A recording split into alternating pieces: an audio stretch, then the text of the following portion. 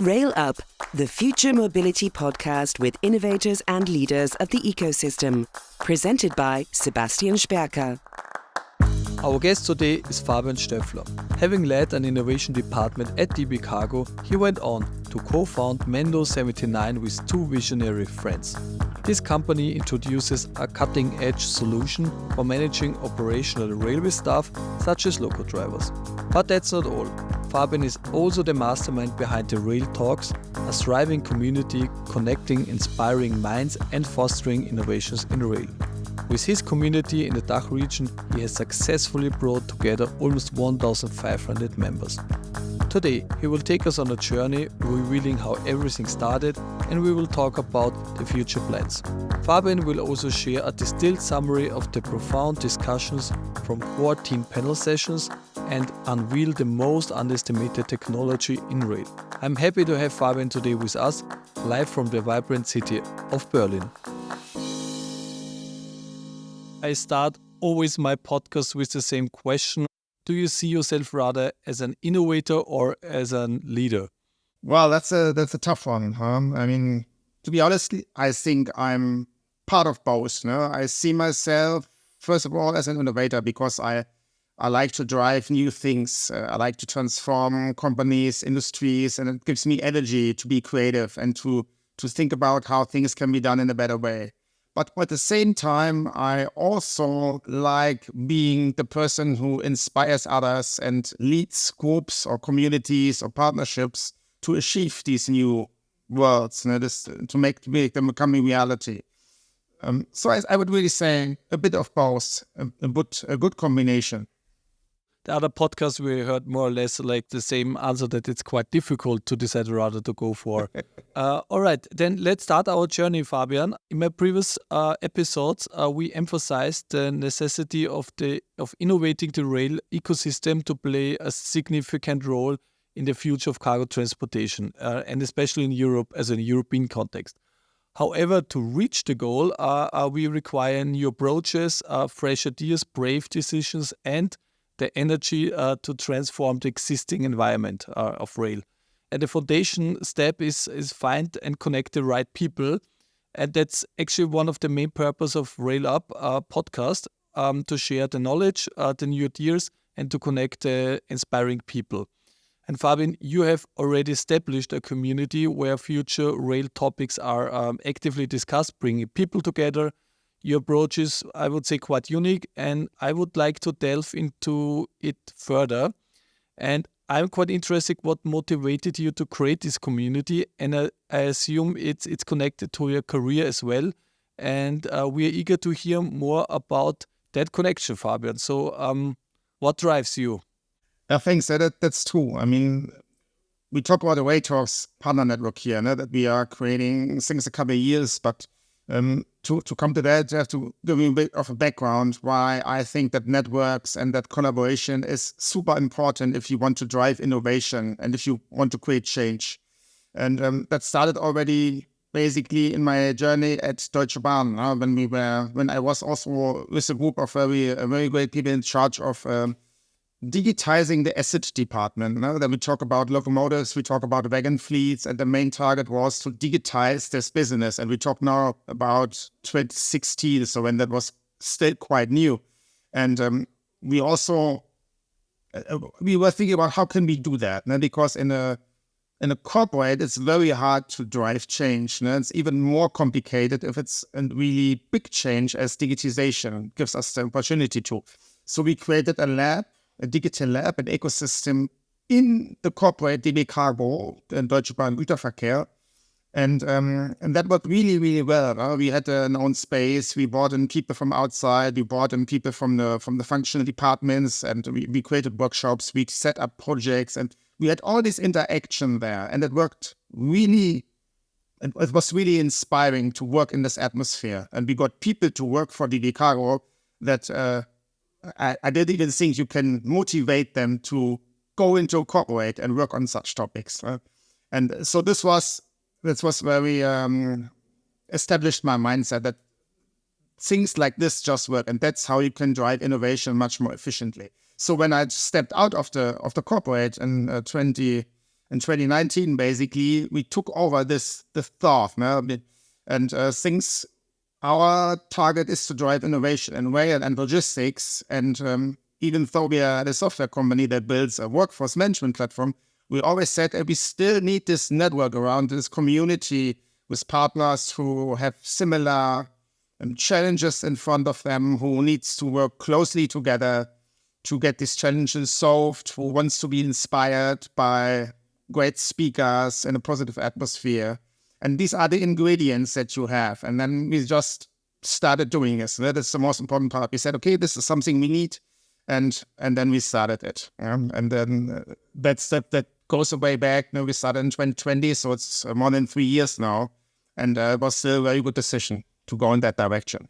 Give the audience some numbers. Read on your homepage, the communities already of RAILTALKS are more than roughly 1,000 members are there. And it's as far as understood, like more or less 4 times a year. You have panel discussion in Berlin, which is a live show, but also in the streams. And you have for each around like a specific topic, starting also to have a lot of like sponsors as well. The sponsors believe that this is a good format. What I would be just interested, get started. I think this was a really good keyword. Also, this is my office in my bag. It's like written, get started. But how really to start a community? I mean, to get 1,000 people following a discussion, it's, I would say, quite an achievement. So actually, what was your first step? I mean, first of all, when you, just also for the audience, for the people who are listening, when you say now the 1,000 members, I would say these is our reach. We have like 1,000, I think by now it's 1,500 people on our newsletter list. These are people who have listened to one of our episodes, who have attended an event, or who just happen to be in touch with other people. So that's like the 1,500. And then not everybody is at every event, of course. Not everybody attends every meeting. Not everybody reads every success story or participates 100%. But this is the reach that we have achieved. And when you say sponsors, this is actually when we talk about partners. We don't like the word sponsor so much, because sponsor means more like you give money, you sponsor wants to support something, but you're not actively involved. And I think that's a big difference. We talk about partners. And right now we have 40 partners, 40 companies who are contributing to this network, who are active members that can start with just attending the events and being there and talk to other people. But the 4 events that you mentioned are just one part of the partner network. We do many more things together. We try to drive topics together. We create workshops. We have something like lunch dates. We just help out each other whenever something is needed. If you, for example, are looking for hiring from key position, you might ask other partners if they can help, if they have any suggestions. If you have a challenge, you go in touch with them. And this is how it works. This is a positive collaborative spirit that we want to create. Just to highlight that. So I don't like to talk so much about sponsors, like when you have a big fair. But for us, it's something we do together. And yes, we are the driver a bit of this network. We are like some kind of mastermind, bringing everybody together to make this happen. You need this organizational talent as well. And we have Katrin for that, and then we have a small team for that, and say, okay, come on, we put ourselves in the driver's seat to drive this forward. Right? Okay, and now to your question, how does that work? From start to reaching a level, and of course we are not done. We have a lot of many more ideas, like you also have for your network, for what you want to create. And I think it's very important to get in touch with the right people early on, to be very good at networking, to do something that inspires others, to participate, to contribute. Most importantly, contribution can be just to participate, giving a speech. I mean, we have panel discussions about important topics, and the key question is always, how can you make people work together with you? And the ingredients to create a platform that the people like and that they like to be part of. This is something we can use the next minutes to dive a bit deeper into, of course. What I think is what you have to find the right touch is it needs to be interesting and inspiring. Now, for example, we call it RAILTALKS, yeah, but every event that we have has a unique title, has a topic that we want to talk about. And the full setup is around this one topic. So let's, for example, take the next one that we are having now in March, and we also gonna meet in person in March. I'm looking forward to that, and we have also discussed already some ideas how we can contribute towards each other. But the title of this event will be Into the Jungle. Into the Jungle means basically we have all these new construction corridors in Germany. Most importantly, the corridors will be closed for some time, and you need buses or some other mode of transportation to overcome the gaps in the rail system. And the key question is, okay, how do we still inspire and keep our passengers, our customers, to use that, to understand that? What can we do about that? And this basically feeds into the jungle, because you cannot use the main roads, but you have to go to the side part, through the jungle, and somehow find a way out of it. And I think it's very important. I mean, this is our note, this is our story, but I think you have to find a kind of element that makes you think, your network, your community unique, and that people love about it. That sounds good. And you just said you not just have like the Rail Talks as a panel discussion, but you have the lunch and other formats. But have you developed these ideas during your journey, starting with Rail Talks, or was it already very clear at the beginning? Okay, we have our various channels which we want to go through, and that's the offline, online discussion topic about giving dinner, about how the process is working, or how it worked for you. And how was the first Rail Talk session actually?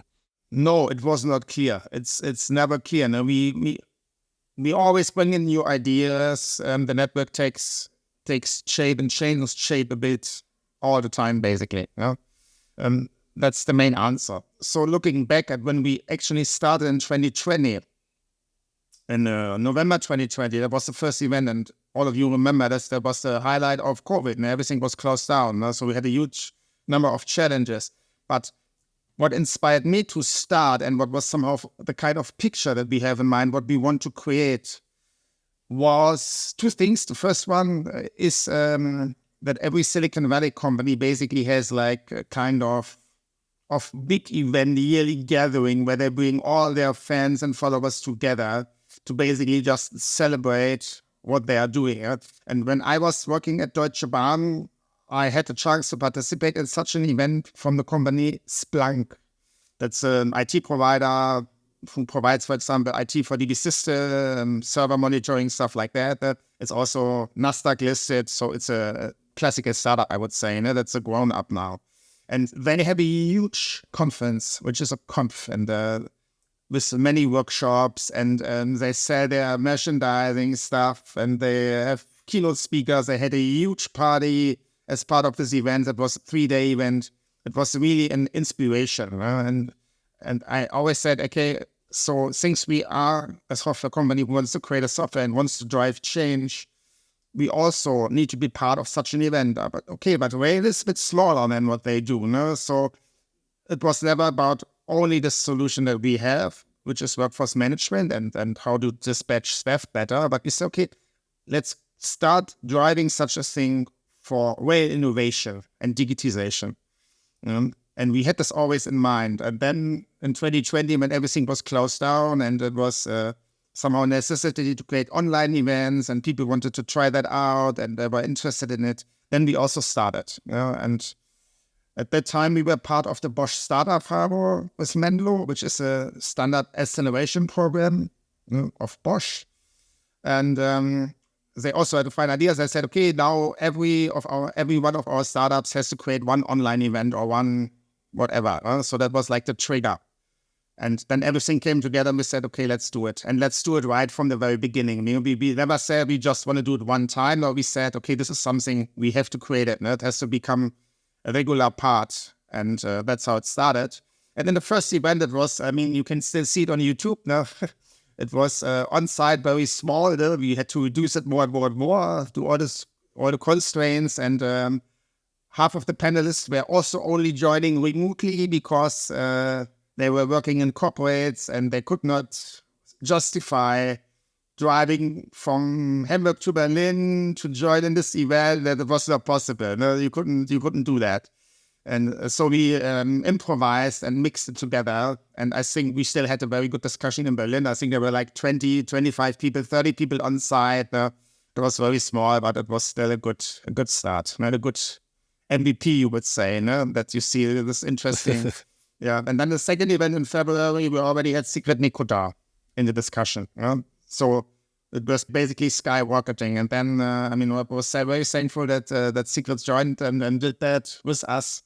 And that, of course, was drawing a lot of attention in all areas. And that's where we come back to find the right people and think big, don't think small. Sounds great. But you told before, like, you left DB Cargo. So actually, what was your motivation to leave DB Cargo? And then you also said, like, you started your own startup. Can you just tell us a little bit about your motivation? I worked at Deutsche Bahn for 13 years. So just to start in this area, I finished my studies of economics and mathematics. Mathematics always is a side note. And I say, well, how can you study mathematics? But at that time, I really did. And then I ended up at Deutsche Bahn. And I worked for a long time as a consultant for more than 8 years, diving in all different fields like passenger traffic, rail freight, station service in Germany, which is the infrastructure part, and also internationally in DB Schenker, was in Singapore and China. So it was a very interesting time. And then I took over the challenge that you meant now, DB Cargo. I was working at DB Cargo for 3 years and was in charge of the asset digitization part. Something that we grew from very small, together with Stefan Bobsin. He was my direct report, and my Vostok Obradovic. They're both still involved in the sector, and I was very thankful for them to give me this opportunity. And then we created this asset digitization department. So, and then after 3 years, what was the motivation to stop and to go out? And it was always my dream to create something that I can drive myself or together with close partners. I wasn't founding Menlo myself, but we were 3 founders at that time. And I think most importantly, I'm also a person who likes to work together with other people who are motivated and inspired. So that first of all is the kind of setting. And the key motivation was that we saw, even though we were very well good at what we did at Deutsche Bahn, there were always many, many constraints. Starting with all the kind of controlling and regulations that you have to follow. And we were already in kind of a small bubble. We were allowed, since we were very innovative, we were allowed to do a lot of things that other departments could not do.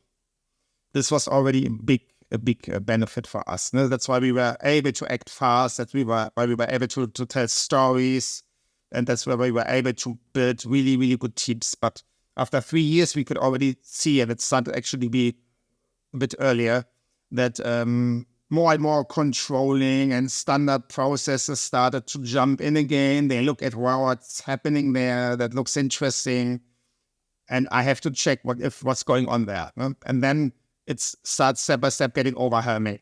And we said, okay, if you want to do something, if you want to drive innovation, you can't do it in a bubble, in a corporate, but you have to do it in the market. You have to create something that is good and really, really good in terms of the overall market. And that's obviously wasn't possible at Deutsche Bahn. If the right decision makers would make the right decisions, then maybe it's possible. We see this throughout the industry. It's very, very hard as a corporate to create that. Acceleration of startups is now possible, but to really create something and let it go and see where it goes, yeah, I don't have many good examples. And I felt the same when we were there. So we took a step outside. And it was a huge step, of course, to just hand in a resignation to corporate that basically you can work for all your life until the end and have good pay and high level of security. And a lot of things have to come together to really be able to sign such a resignation. But I'm very happy and confident that I did. And my main motivation was, hey, you want to change things in your life and you want to change things for the industry. So you have to do that now. Without knowing everything that's going to happen, we just took that step at that time. Hashtag COVID. Yeah, and then you are the co-founder of Menlo79. I mean, you told me at the time in Berlin, what's behind the name? What's behind the company? What's your vision of Menlo79? The Menlo79 is a classical software service company who targets to build the best workforce management system for rail and logistics. So this was something that was part of what I just explained a bit about where we come from, where I come from, but how people work, and I'm talking about all the operative staff that we have in rail. Local drivers, train personnel, shunters, all these operative jobs that are done there. And how this workforce, that's what you call them, is steered and how they can put in their personal preferences and what kind of activities they can do. It's a pain. The productivity is partly so low and they have to wait and they have to transfer between different stations and it just sounds very boring. And we look at the huge challenge of, in Germany we say Fachkräftemangel, the lack of operative staff and competences. And less people want to do such jobs. So we have to make it more interesting. And we saw a huge gap there. And I said there need to be a digital system that supports that just easier, and that is a bit customized on what you need in rail in terms of documentation, in terms of details, in terms of security. And that's how we started Menlo, to do that. We started a bit out in a mode where we also did consulting. We did many interesting things. We also did RAILTALKS. I mean, RAILTALKS is part of Menlo. Things you ask. This is something we drive also as Menlo. And but by now, I mean, we started 2019, so we have now 4 years. We want to celebrate our 5th year this summer, which also will be a huge party, of course. I announced that now. But by now, like, we see ourselves as a classical software service company, focusing really on creating a really, really good workforce management platform for rail and logistics. To manage like local drivers is quite complicated, as you mentioned before. You need like the training, you need you need specific knowledge about stretches, about locals, about whatever. And I mean, just recently there was the big strike in Germany and for the local drivers, as of the local drivers.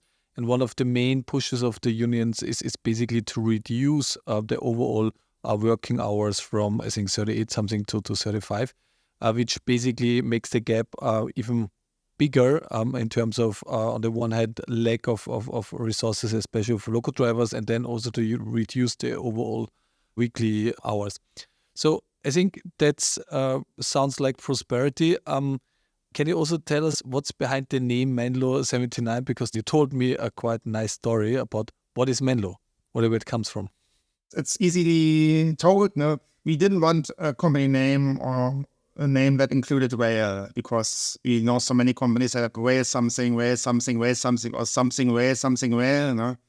And we wanted something different. And we somehow ended up with Menlo Park, which is a city in Silicon Valley, and Steve Jobs, when he wrote his essays and stuff like that, it happens, pops up a lot of times. This is where the full digitization and investing in Silicon Valley happens, Menlo Park. And so we took Menlo, and I was okay, we need some combination. I mean, you find companies that are Menlo whatever. Let's take a combination of a number, like the N26 bank. So we looked for very important dates in the digitization story, and what popped up, amongst others, of course, was 1679. So not 1979. And no, we are not all born in 1979. And that's one of the common questions. No, 1679 is the year where Gottfried Leibniz described the concept of the binary code of 0 and 1 combinations that can basically explain everything. And that's a concept very, very important for the development of the computer and everything that we use now in the 20th century. So that's how we became Menlo79. And then we had Stefan Magner, who created this amazing logo also that we still use today. And then everything came together. Perfect. Now we learned also about history. While we're having the podcast recording now, I mean, you're wearing a hoodie, and all of your like photos you published on the website there, everyone is wearing a hoodie of where a Menlo 79 is printed on. So is this your official dress code and everyone has to wear the Menlo hoodie in the office and at home? We don't have a dress code at Menlo. Everybody can wear whatever they want. But many people like the clothes that we create. No? That we have. It's also very good quality. When we meet, you will get one and you can try it out. But it's actually very comfortable, no? to be running around in a hoodie, and it gives you a kind of startup atmosphere.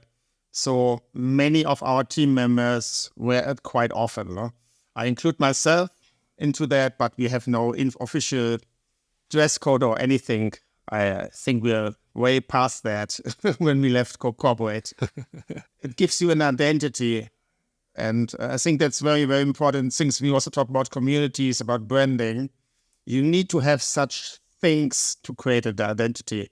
You're working since many years in the rail freight industry on the one hand, and then you founded RAILTALKS, where you have a lot of panel discussion and a lot of community members as well. You're getting, I guess, frequently in touch with the whole industry while with Menlo. May I ask you just to give us an executive summary? Which points are you identified are the main challenge in our ecosystem of rail? And as we want to look bright in the future, also what could be our biggest opportunity of rail freight? I mean, we had 40 sessions so far with RAILTALKS, and each session somehow has a unique touch. Since I mentioned earlier, we always have a specific topic. And we talk about how can you drive new business models, like how can you share resources between each other? How can you combine digital systems together in one machine and Lego? Also Lego is the time where you put pieces together, and how can we do this more efficiently? We talked about how to create collaborations between rail freight companies to create something like a single wagon network system, but not by the corporates, but how would you do it on the free market? How can you do this? How can you combine? And we talked about smart assets a lot. About this is, I think, something you also work on, which new technologies can drive the kind of how assets are used and how they can be used. And these are just some examples. And you see there are many, many innovative challenges that somehow needs to be solved, that there were very inspiring discussions. And I think we need to work on all of them at the same time. I mean, we are also a lot of people. We need the people who drive innovation to work on these topics, work on smart assets, make that possible, make it easier accessible, make it easier to produce automatically, basically. I personally think full 100% automatically will still take some time, but we have to step by step go there. I mean, you mentioned you talked to Stefan Kirch, for example. I'm sure you talked about also in deep about how Magnet will elaborate step by step, and then finally maybe you have some kind of hyperloop. And I think that's very interesting to understand these steps, that we work on that. On the same time, we need to be much, much better in how we exchange data. This is also something that pops up in every second discussion we have. It doesn't matter what topic, what is the name, jungle cruise into the jungle, whatever. The people always end up somehow in two topics. Data exchange, how can we access the data? And the second one, I don't like it so much, is that the politicians have to give more money and have to reduce the prices here and there and stuff like that. I mean, put the political steering. These are the two main tasks. Don't want to dive into this too deep, but what I think is, and this is my summary over all the topics that we need to drive, we need to understand that we need to change our mindset if we want to make the rail sector more interesting and want to make it better. We need to talk about things that we can change and that we can influence directly. How can we digitize our processes, for example? Not just talk about it, but make it happen. But then you need this kind of entrepreneur mindset that startups normally have, but corporates mostly lack. And I think that's super important. It always comes up. We talk a lot, and every agenda has digitization and and every state-owned railway undertaking has that. But when it comes to doing and to actually changing things, I can just confirm it takes too long for us It just simply takes too long to actually get things done. And this is the biggest threat that we have. And this is what I focused my personal time on it to make a change here. And I hope that many more do as well. That it doesn't matter if it's smart assets or new sharing resources or new workforce management subject that we work on, or is this something else? We need to do it differently. We mostly have the right topics. We work on the right topics, but the way how we work on them, it's the wrong approach, in my opinion. We need to much stronger, much faster, try MVPs, as you say, minimum valuable products, bring them to reality, and then iterate on that and make progress. I can just confirm, like, this was also the key points of many of the podcasts I had so far. It's like, as a politician set the frame, that's very important.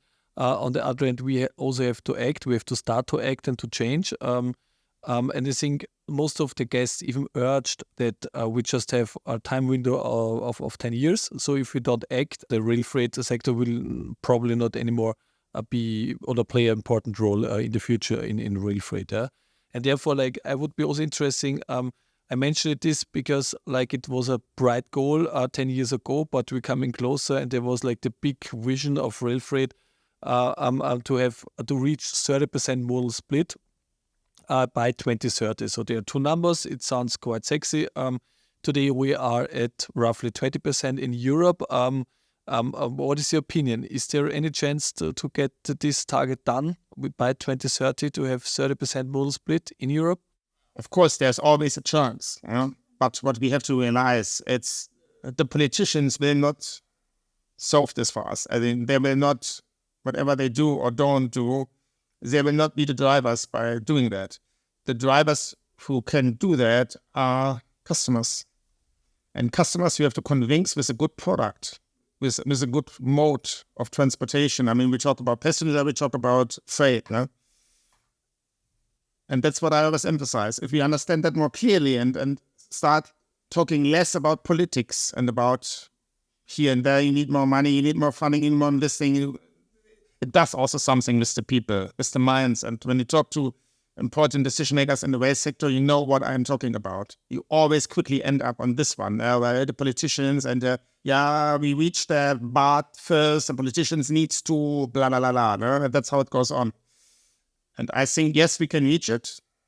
It's still doable. I mean, we talk about a couple of years here, but we need to do it by improving the product with what we have now. We need to shed off a lot of bureaucratic stuff that we pay for in the infrastructure, building of the infrastructure, but also in project management, in how we build IT systems.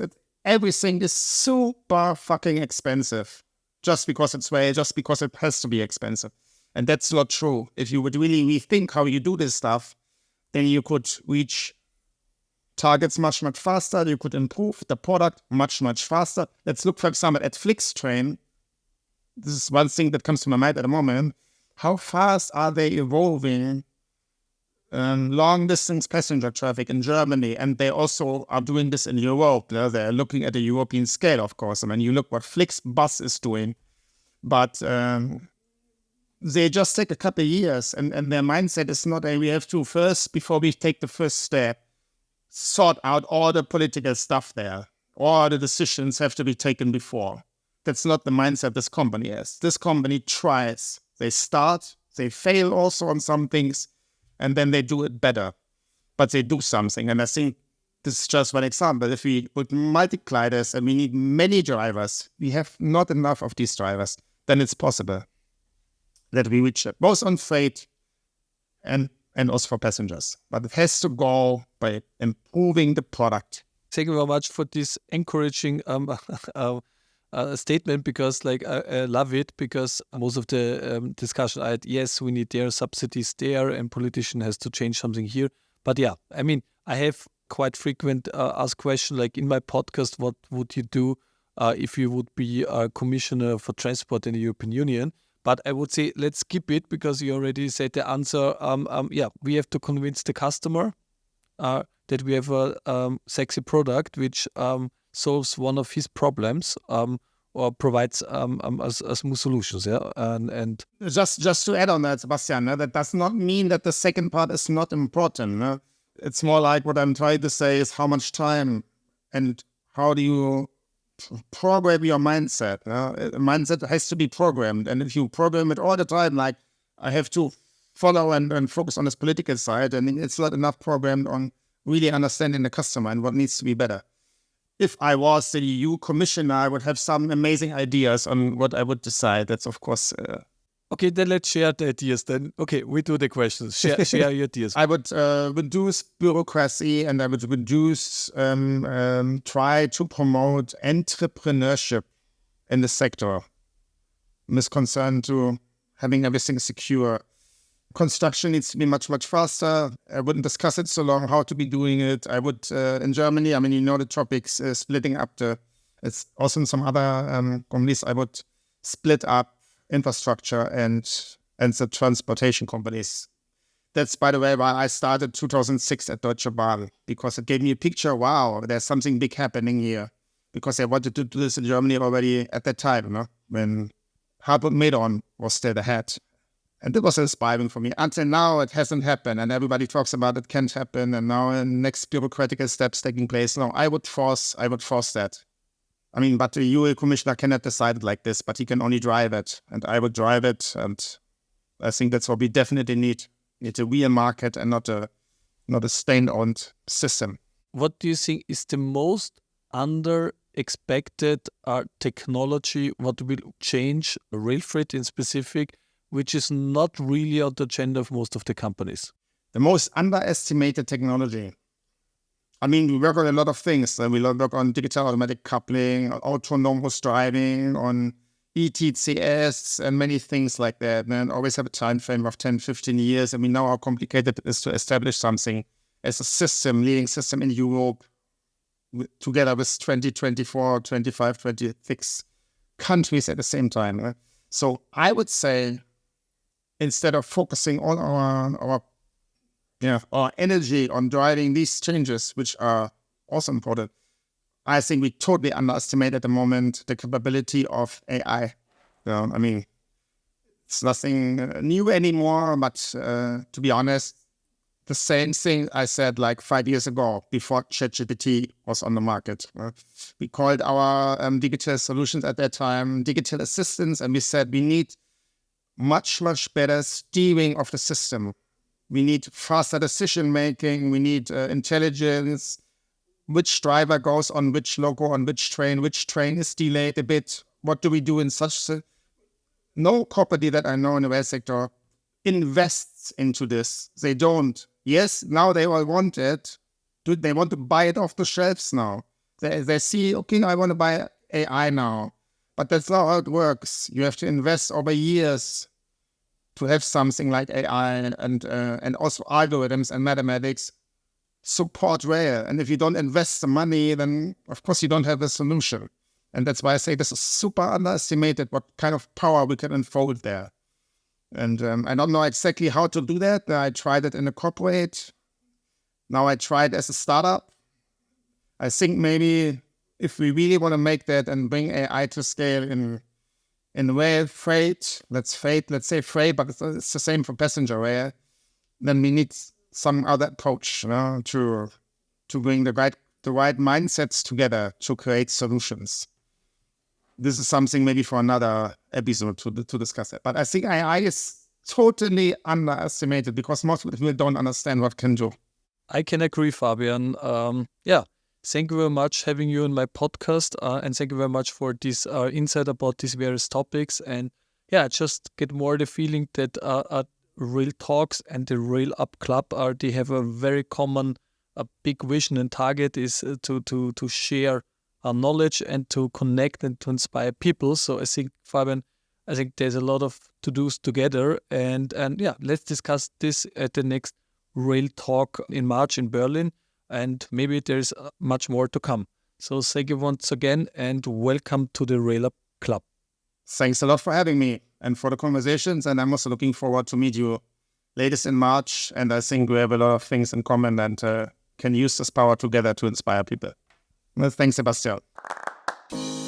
What is the contribution to drive climate change? The contribution to drive towards the change in how we approach the climate, that's what we do at the moment with our workforce management platform. We just want to make it possible, for example, with our platform, that companies can share operative stuff. They can increase productivity by using the same resources together. And when I use the same resources together, it becomes cheaper to operate, for example, rail freight in this moment or passenger rail. And when it becomes cheaper, more customers will come to the sector and can use this mode of transportation. Right? And we know that rail is climate efficient. It's a good way to do transportation. So that's how we want to support that transformation. And personally, in my private life, of course, whenever also I can contribute, I will try that. But most importantly, it's about awareness, driving mindset. I mean, this is where my strengths are, to inspire people. Also, as a leader, coming back to your first question. The ball is in your court. What is the next step to drive change?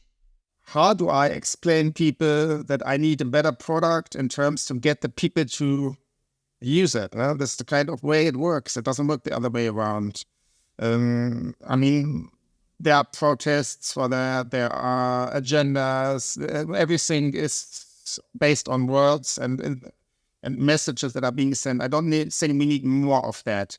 What we need to really make a change is we need to increase the products. We need to make it easier for people to switch to a climate neutral, for example. It needs to be easier. Then the people will be doing it. So my question is, how can we do the next steps to making it easier? In our element, in our sector, is the product needs to step by step become better. No, I mean, it needs to be punctual. We need to increase the functionality. We need to handle construction sites more efficiently. They need to be cheaper. They can be cheaper because most of the cost is overhead. They need to be planned better. They need to be done better, operations and all this, it all plays into that. So we are basically working on the right things, but the way that we work on it, in my opinion, is not right. We need to understand that we need a different mindset to make the product better in this area. Which superhero do we need to avoid the climate disaster? I think Superman can do that, no? When you point in that direction, he can maybe push the sun a bit farther away or something like that. I saw Superman do that. No, joking aside, I think we need the full bunch of superheroes, and because it's a huge challenge, I think there's no one superhero who can solve it at once. The superheroes that we actually can have access to are really, really inspiring leaders, to have them on the planet, to unite big groups of people, full countries or ethnics behind this target. And we need to find these kind of leaders, these kind of superheroes. What's the takeaway from this episode? My key takeaway is that if you would like to drive change, you need to connect with the right open-minded people. The best way to catalyze this connection is probably through communities like RAILTALKS or the RAILUP Club, where minds can converge and ideas can be exchanged. Fabian gave us a blueprint on how to set up and develop a community successfully. Start with a bold vision and don't focus too much on details, but most importantly, get started. Later on, it is key to try new approaches to keep a fresh spirit. In order to fund unique events and settings, look for partners who actively take part in the community rather than aiming for sponsors. With this recipe, Fabian and the team have already held 14 sessions about the future of the ecosystem of rail. I was surprised that 2 topics were part of all sessions, the big topic around data and the call for financial support from governmental bodies. However, focusing on the latter might lead to the dependency on third parties and a kind of a fainting feeling. So let's shift the focus to create indispensable products for our customer, following the example of Menlo79. That's probably the best way. We also learned that 79 is more than a number. It's an allusion to the year 1679 when Gottfried Leibniz published a cornerstone paper for the binary system, which is today the foundation of our technology. In this context, Fabian also stated that AI is highly underestimated in the rail industry and that, unfortunately, you cannot buy it off the shelf. Furthermore, Fabian shared with us that a common dress code like hoodies create a startup vibe and family feeling. He encourages us that it is sometimes necessary to leave the comfort zone to shape the future of mobility as he did. And that's the RAILUP Club. This podcast connects innovators and leaders worldwide to shape the future ecosystem of rail. Rail Up by Fabian Stöffler.